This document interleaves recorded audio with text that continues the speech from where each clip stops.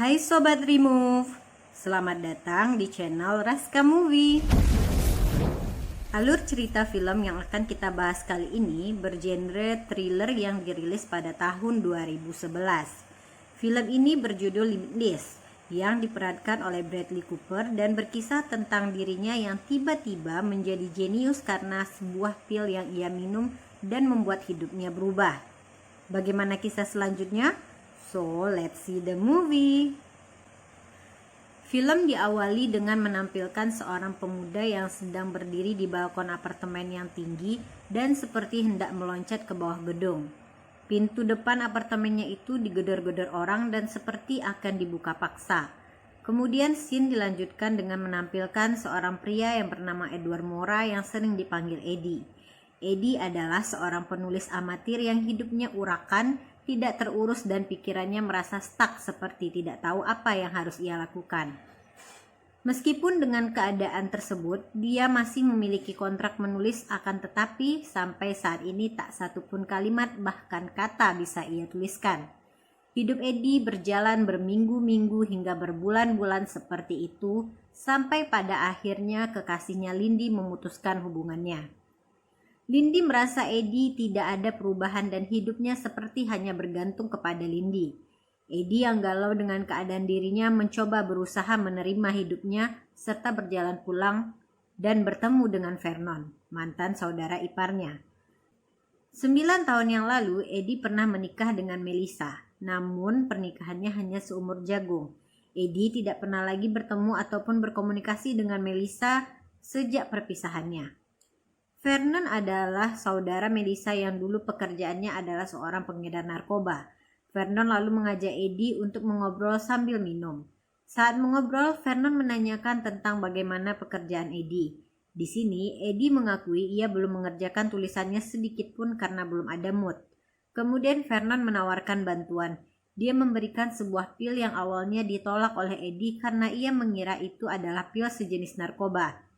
Tetapi Vernon menjelaskan bahwa ia sudah tidak menjadi pengedar lagi dan sekarang bekerja di sebuah perusahaan farmasi.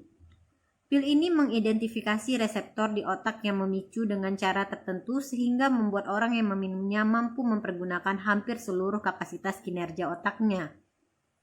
Eddie masih kurang mempercayai apa yang dikatakan Vernon, namun Vernon yang terlebih dulu pulang memberikan satu pil itu secara cuma-cuma kepada Eddie dan menyampaikan harganya yang cukup mahal. Eddie yang awalnya menolak akhirnya terpaksa menerimanya. Setelahnya Eddie kembali berjalan menuju apartemennya. Saat hendak masuk ke apartemennya, Eddie akhirnya memakan pil itu tanpa pikir panjang dan saat masuk apartemen, Eddie bertemu dengan pemilik apartemennya yang menagih uang sewa Eddie. Eddie yang awalnya kebingungan menghadapi perempuan tersebut, tiba-tiba ia mendapat pencerahan dan mendadak bisa mengendalikan pembicaraan, bahkan membantu perempuan tersebut yang sedang kesulitan menyelesaikan makalahnya. Eddie pun bisa menyelesaikan semuanya dengan baik. Ketika masuk ke dalam kamar apartemennya, Eddie kemudian membersihkan dan merapikan rumahnya yang berantakan. Tak lama, dia pun mulai membuat tulisannya untuk diserahkan ke editornya. Eddie pun merasa heran terhadap dirinya, bagaimana ia bisa melakukan semua ini. Pil tersebut telah membuat encer otaknya yang sebelumnya stuck. Keesokan harinya ketika bangun tidur, Eddie merasa kehilangan pencerahannya tersebut. Namun, untunglah kemarin ia sempat menyelesaikan sebagian tulisannya yang akhirnya ia antarkan ke kantor editornya. Setelahnya, Eddie pergi menemui Vernon untuk meminta pil tersebut lagi. Vernon pun menebak keinginan Eddie. Vernon mengatakan pil itu bisa bekerja dengan maksimal ketika orang yang meminumnya memang pada dasarnya pintar. Vernon mau memberikan lagi pil tersebut untuk Eddie dengan syarat mau membantunya membeli sarapan dan menjemput laundrynya. Tanpa pikir panjang, Eddie mengiyakan hal tersebut agar bisa mendapatkan pil itu lagi. Setelah menyelesaikan tugas dari Vernon tersebut, Eddie kembali ke apartemen Vernon dan menemukan Vernon sudah tidak bernyawa. Keadaan apartemennya pun berantakan seperti orang sedang mencari sesuatu di apartemen Vernon tersebut. Eddie kemudian menelpon polisi dan melaporkan kejadian yang ia lihat. Sambil menunggu polisi datang, Eddie yang ketakutan pun tiba-tiba terpikir bahwa orang yang membunuh Vernon tersebut mungkin sedang mencari pil tersebut. Eddie pun mencari pil tersebut dan ia menemukannya. Tak lama polisi pun datang. Edi pun diinterogasi di kantor polisi. Setelah beberapa lama dan sempat berteleponan dengan Melissa, mantan istrinya, Edi dilepaskan karena dianggap tidak terlibat. Sesampainya di apartemennya, Edi mulai meminum pil tersebut dan mendapatkan pencerahannya kembali. Serta berbekal uang Vernon yang dia temukan bersamaan dengan pil waktu itu, dia bisa memperbaiki penampilannya juga. Edi mengkonsumsi pil tersebut 1 kali sehari dan membuat hidupnya menjadi berubah. Dalam 4 hari saja ia bisa menyelesaikan tulisannya ke penerbit. Dalam 3 hari dia bisa mempelajari bermain piano. Kemampuan matematikanya pun ia gunakan untuk bermain di kasino yang membuat ia menambah pendapatannya. Ia pun berolahraga dan belajar bahasa dengan mudah. Dan tiba-tiba ia merasa tahu tentang banyak hal. Semua itu dikarenakan pil tersebut memaksimalkan kerja otak Edi yang membuat semua yang pernah ia baca dan dengarkan terorganisir dengan baik. Semua ketakutan dan sifat pemalunya pun hilang dan membuat ia banyak memiliki teman baru. Tidak sampai di situ, ia akhirnya tahu ia bisa lebih dari hanya seorang penulis. Ia pun menemukan gagasan-gagasan yang luar biasa untuk hidupnya. Edi belajar saham dan dalam waktu sehari ia bisa meraup banyak keuntungan. Namun itu terlalu lambat menurutnya karena modal yang ia punya sedikit. Sehingga ia memutuskan untuk meminjam uang ke rentenir. Akhirnya ia belajar dari teman barunya Kevin untuk bisa mengembangkan uangnya di saham. Beberapa hari tersebut Edi juga meningkatkan dosis pilnya sehingga memungkinkan dia pun menjadi lebih maksimal lagi menggunakan otaknya. Hal ini membuat Edi dalam seminggu bisa menghasilkan jutaan dolar dan membuat namanya terkenal. Ia pun mendapat banyak tawaran pekerjaan dan banyaknya wartawan yang ingin meliputnya. Edi pun juga telah memperbaiki hubungannya dengan pacarnya kembali. Hidup Edi sudah kembali normal dan lengkap. Sampai suatu ketika temannya Kevin menyampaikan bahwa ia diundang bertemu seorang pengusaha bidang energi yang sangat berpengaruh yaitu Carl Van Loon. Dan Edi tidak melewatkan kesempatan tersebut karena menurutnya Carl Van Loon adalah jembatan untuknya menjadi sukses.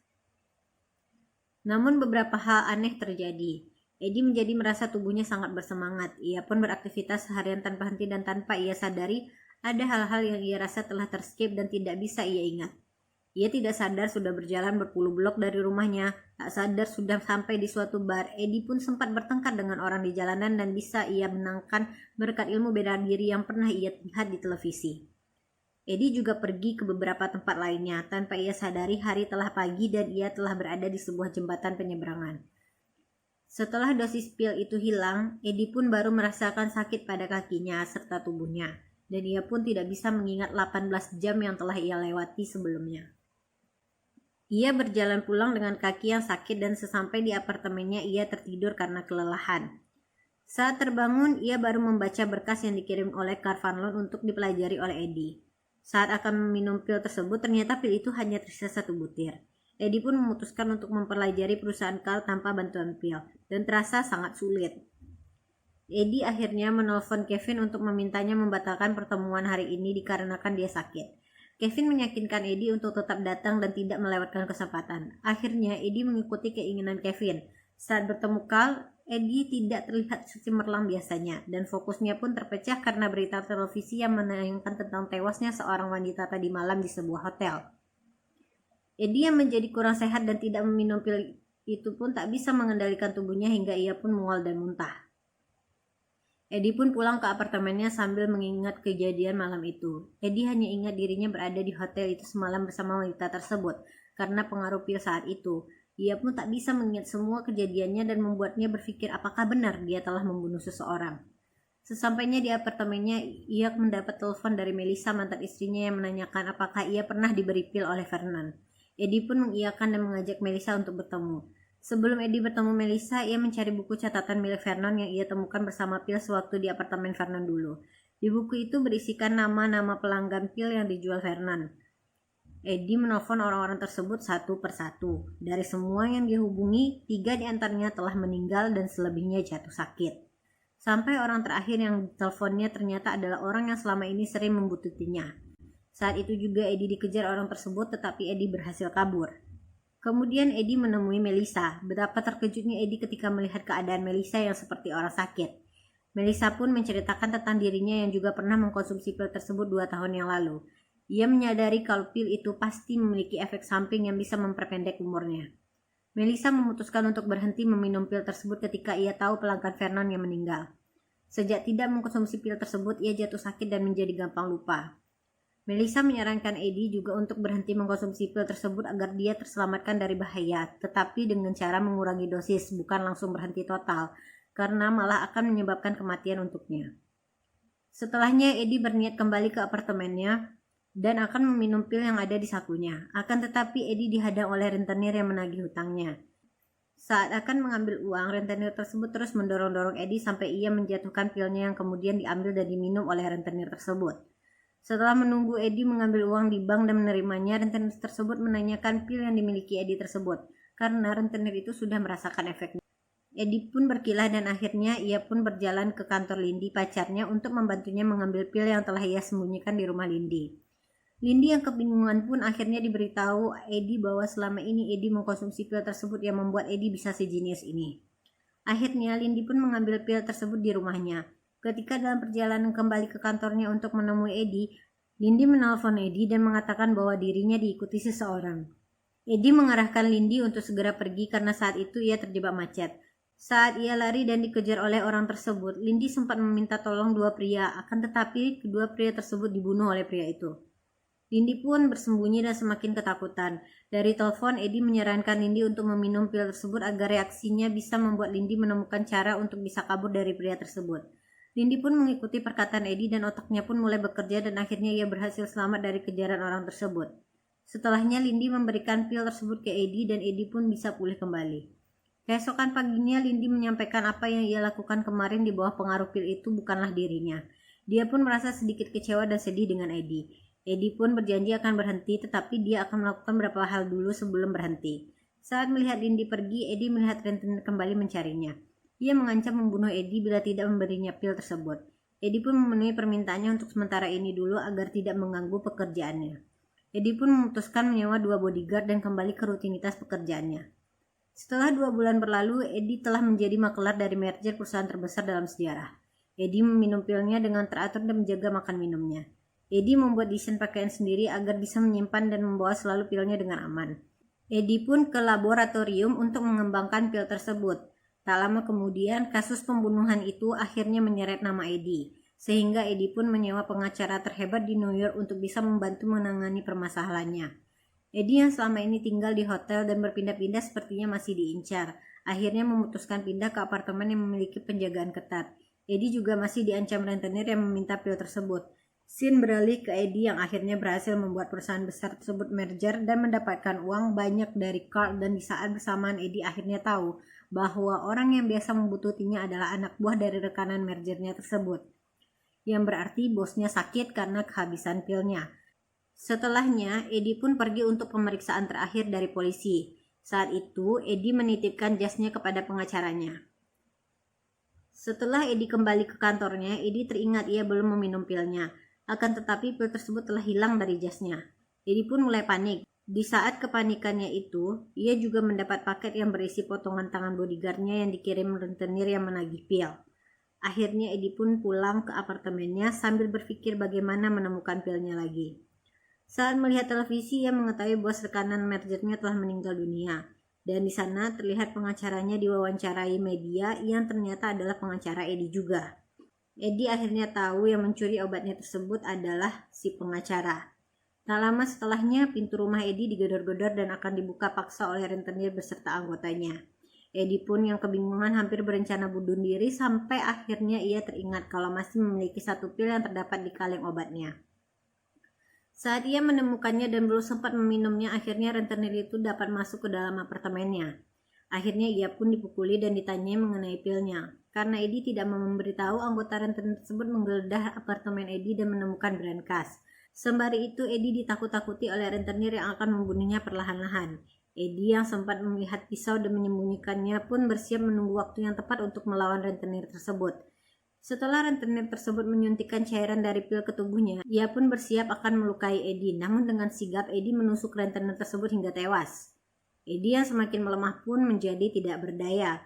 Kemudian terfikirlah olehnya meminum darah rentenir yang terluka itu karena ia ingat cairan pil tersebut baru saja disuntikkan ke darahnya. Dan itu berhasil. Akhirnya Eddie bisa melumpuhkan 2 anggota rentenir tadi dan melarikan diri. Setelahnya ia menemui anak buah bos merger yang telah meninggal tadi dan menghasutnya agar membantunya mengambil pil tersebut di rumah pengacaranya. Anak buah tersebut mau membantu Eddie karena marah kepada pengacara yang ternyata tidak memberikan pil itu ke bosnya dan malah menyimpan untuk dirinya sendiri, yang membuat bosnya pun mati. 1 tahun kemudian, Eddie telah memiliki perusahaannya sendiri. Ia pun ditemui oleh Kurt yang telah tahu Eddie bisa seperti sekarang karena mengkonsumsi pil tersebut. Kurt telah membeli perusahaan farmasi pembuat pil itu dan menutup labnya. Ia mengajak Eddie bekerja dengannya lagi dan menjamin Eddie tidak akan kehabisan pilnya. Eddie pun menolak tawaran Kurt. Kurt mengancam Eddie karena tidak mau bekerja sama dengannya. Eddie pun menunjukkan kemampuannya sekarang yang jauh lebih hebat lagi dari sebelumnya. Jadi, Eddie tidak akan takut dengan Kurt dan malah sebaliknya. Karena pemikiran Eddie kini telah 50 langkah di depan orang-orang di sekelilingnya. Eddie telah membuat pil itu dengan perbaikan sehingga tidak membuat efek samping seperti sebelumnya. Hal itu membuat Carl akhirnya mengalah. Eddie pun melanjutkan makan siangnya bersama pacarnya Lindy dan film pun selesai. Film ini sangat menarik untuk ditonton dan tidak membosankan karena film ini memberikan kisah yang cukup menarik di tiap scene-nya. Sangat bisa menjadi film rekomendasi saat nonton bersama keluarga. Thanks for watching dan jangan lupa like dan komen requestan film yang Sobat Remove mau tahu alur ceritanya serta subscribe dan klik lonceng channel Raska Movie agar Mimin makin semangat upload videonya. Bye bye.